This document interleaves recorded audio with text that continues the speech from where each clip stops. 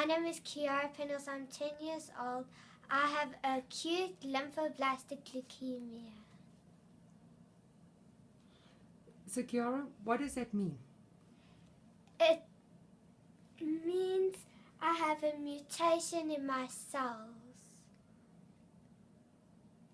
So it's when the leukemia cells, your white blood cells, don't grow old, and they have more cells than they're supposed to. So what happened before you found out that you have cancer? My 2 lungs collapsed.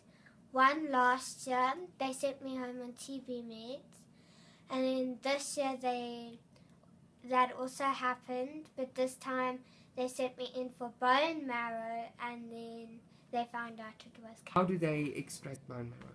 So they take a very long needle, not a very big syringe, just a very long needle, and they stick it in your back, and then they draw out.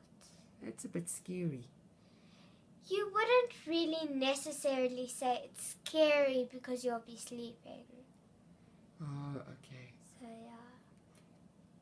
And then tell me, how do they treat cancer? Necessarily it's a bone marrow transplant, but mostly you first have to go for blocks, which is basically, so first go for lumbar puncture and bone marrow.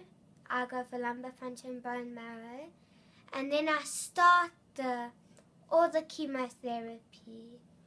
Like you get different ones, you get the red devil, you get the yellow, you get the see-through, and I'm not sure what other colours you get.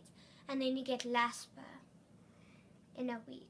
In 1 week? Yeah. And then? And then the earlier you get LASPA, the earlier you may go home.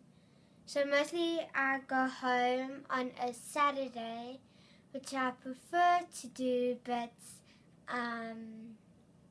the injection is very sore. What are you most scared of? That I'm going to pass away. What does that mean? It means I'm scared of dying. Because some kids don't survive, but some do. So it mostly depends on what God and my body responds to.